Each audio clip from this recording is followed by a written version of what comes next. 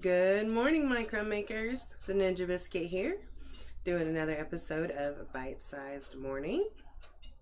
I'm glad to have you guys, and we're gonna go ahead and start with our normal routine. Let's get personal. So today's personal question is, what is a scene from a movie that traumatized you as a child? Now, I have two. And I know I always have like two of something when I only need one, but I have two. Now, this is a warning. If you do not like grotesque or morbid or creepy things, look away. But there is a movie I saw when I was younger. It came out in 2000 and it was called Sideshow. Now, this movie is about a carnival, and these teenagers go and they see the sideshow. They see, like, you know, the creepy, the morbid, whatever, and they get their fortunes told, and each of them has a different fortune, where one of them is you'll get what you deserve, another one is you'll get what you've always wanted, one of them is you get what you wish. Well, and what creeped me out about this movie is it was so gross. Like, the guy who got what he deserved was making out with this chick, and then his face melted into her stomach, and it was really weird. It was really weird, and I should not have watched it as young as I was when I watched it, and it really messed me up. So, it is a B-rated movie. I'm not even going to recommend you watch it. If you do, be ready for the creepy B-rated stuff.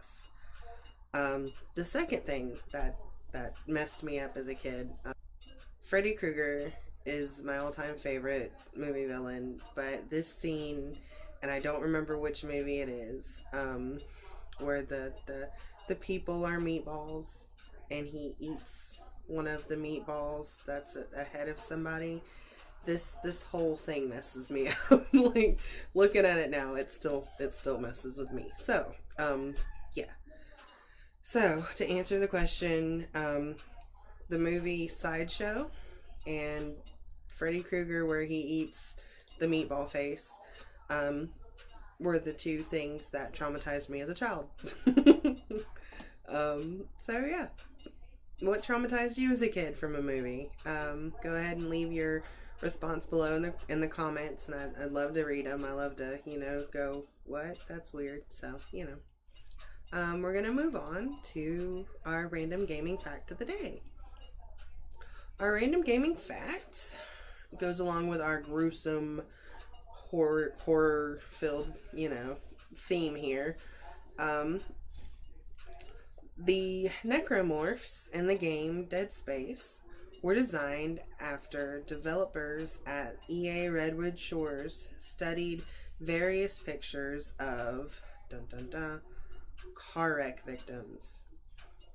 So, horrible car wrecks and car crashes where the victims were mangled and mushed together helped create these horrible things that are in the game Dead Space. Yeah.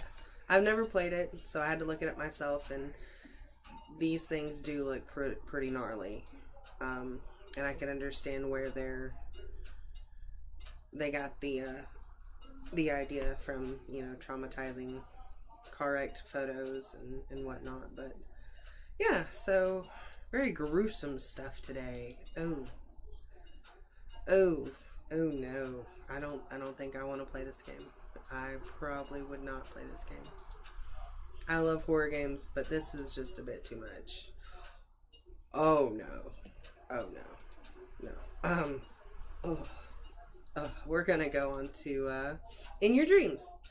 I like this segment. This is my favorite segment, and I've heard from you guys that have seen the show before, and I've heard a lot that you guys like the segment as well. So, disclaimer, everybody's dream is different. Everybody is different. So if you dream of something, it may not be an exact dream dictionary definition. So, like, if you go to sleep with your TV on and you see an infomercial of somebody cutting carrots, and then you dream of carrots in your dream, it may not be the same as what the dictionary definition is. So, So today's fact is walking barefoot. To wander barefoot in a dream with torn garments denotes that you will be crushed in expectation and evil influences will surround your every effort. So be wary of walking barefoot in your dreams. It means in your normal everyday life, you have, it says evil in the book, and this book is an older book, so we're not going to say evil. We're going to say more of negative, bad influences, surrounding your everyday life, and you're just going to have to push through them. So your subconscious is telling you, hey, be wary, because I'm tender-footed. So when I think of walking barefoot, I think of having to get past certain problems. I think that's what it means for me, but everybody's different. Okay. There's a new segment I would like to introduce to the show. And it's called Everyday Thank Yous. And what this means is I would like to help people who watch the show express more thank yous to other people. I don't think we get enough thank yous. I don't think, I try to say thank you for everything that's done for me, and sometimes I don't know how. And that's what I wanted to help with this segment of the show. I want people to not feel so awkward about saying thank you and get help explaining how to thank you to somebody, if that makes sense.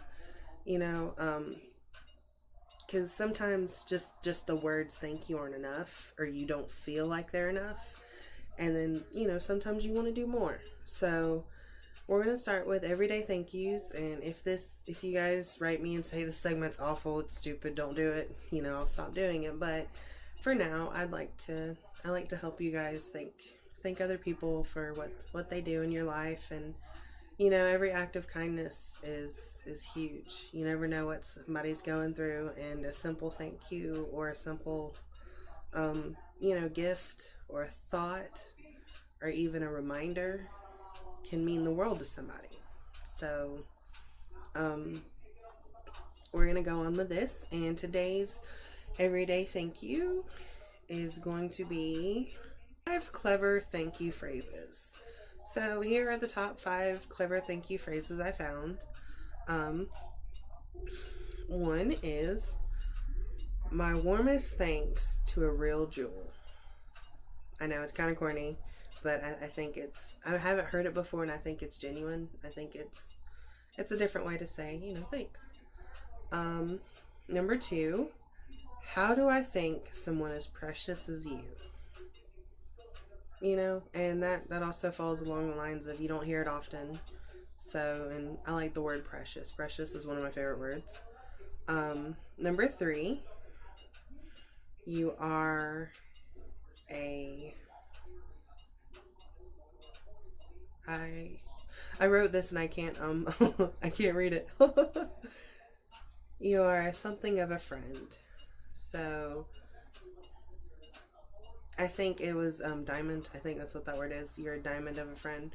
I think it's meaning, you are so valuable. You're a valuable friend. Look for another way to say you are a valuable friend to somebody, because a lot of people go through their everyday lives taking for granted their friends, and the more you thank them, the more you say, hey, I appreciate you. It's just a better feeling. You know that you're needed, you're wanted. You're not wasting your time on somebody who doesn't want to be around you, because we do take for granted our friendships. So make sure you tell one of your friends that you don't talk to often that you appreciate being their friend. Number 4, no one can outshine you. I like that one. It makes me feel warm inside. Just these are different ways to express how awesome somebody else is. And number 5, you're someone I really value. And these are all different words and phrases we don't use every day to somebody, because I know myself, I'm a writer, but when I talk to my friends, it's more of, you're awesome, you're cool, you're great. Sometimes I stretch it as, you're wonderful, you're fantastic. But I mean, those 5 you know, words get overused. And if you could find different words every day to say to somebody, it'll make them feel special. And that's, everybody wants to feel special. So there's that. And that is our everyday thank you segment. We're gonna go on to another segment which I thought would be interesting to try, and it's going to be our unsolved mysteries. Here is where I look up unsolved mysteries that pique my interest. These are mostly going to be missing people, and if I find other things, of course, I'll bring it onto the show, but like missing people who are still missing. I'm big on crime shows. I'm big on, you know, whodunits and what ifs and that sort of thing. So I thought I want to incorporate that into my show. So we are going to start with Maura Murray. There's a picture of her, and I'm going to go ahead and get into her story. She was a 21-year-old female that went missing in February of 2004. After crashing into a snowbank, she was last seen by a concerned passerby. The driver asked if she needed help, but Maura replied that she had already called AAA. The driver left, but called the police anyway. When the police showed up, around 10 minutes later, Maura's car was locked and she was nowhere to be found. There were no footprints in the snow. Sniffer dogs couldn't catch her scent, and heat-seeking helicopter that was sent out didn't spot anything. Things only got weirder when police looked for more clues. Maura was a straight-A nursing student. Before she went missing, she emailed her teacher saying that she would not be able to make it to class, that there was a death in her family. Around the same time, she also withdrew $280 from her account. Her family confirmed that there was no deaths or funerals to mention. Her wallet, phone, map of Vermont, which is, I believe, where she was from, and wine box were found in the back of her car. Back in her college dorm room, her belongings were found packed neatly in boxes. Detectives have made little progress, and there have been no credible sightings of Maura Murray since the night she vanished. So, don't want to give you cold chills or anything, but I thought that was a really interesting story. I mean, the cops, I've never lived anywhere with snow, so the whole fact that there were no footprints around the car, I don't know how fast snow falls, I don't know how fast footprints are covered up, and that's just creepy. Like, you know, how do you just vanish? How do you just disappear? So, and that was the case of Maura Murray. She, like I said, is still missing, and she went missing in 2004. Called the Love Fortune.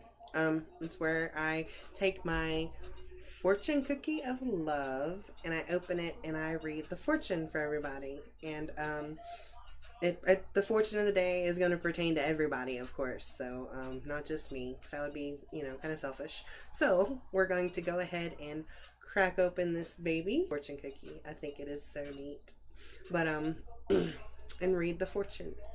So today's love fortune is: true love is the desire to fulfill someone else's dreams.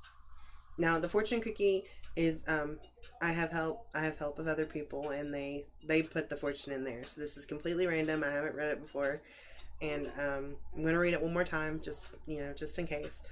True love is the desire to fulfill someone else's dreams. Now, what this means to me is when you love somebody, you help them be the best person they can be. You help them accomplish their goals and their wants and their needs, and you put them before yourself. You become selfless, and I highly agree with that.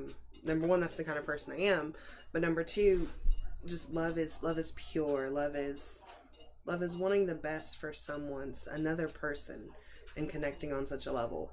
So that's what I think this fortune means. I really like it. I'm actually going to put this one in my wallet, but I'm going to read it one more time just so everybody can hear it. True love is the desire to fulfill someone else's dreams.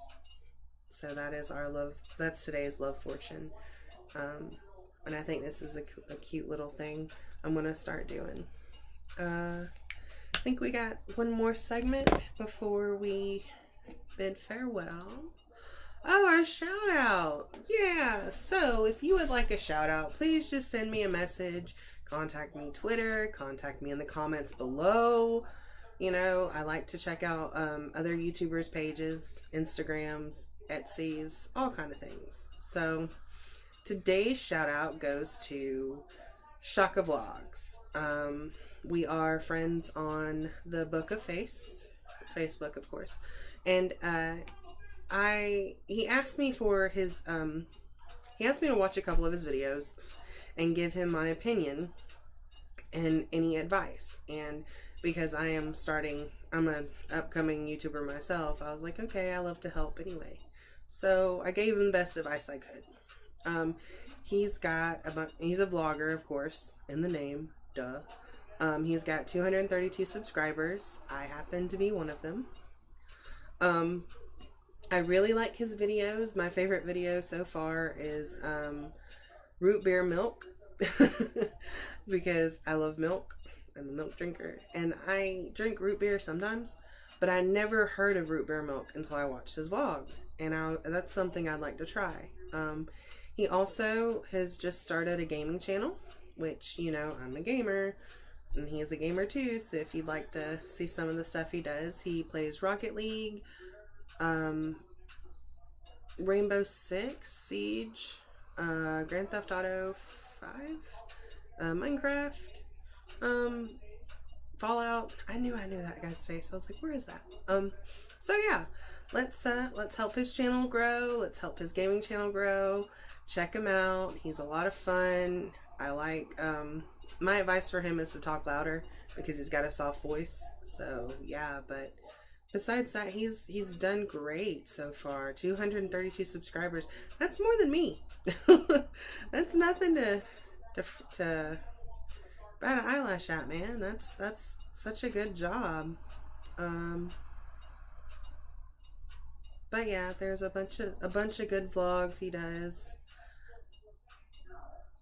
I should not have seen that. I think there was another video I watched when I was giving him advice, and it was a try not to laugh, I think. I thought it was cool. Top 5 Disney movies that should become live action. He does all kind of vlogs, so check out his channel. Show him some love. He's been really helpful to me, and I think that wraps it up for today. So I'm the Ninja Biscuit.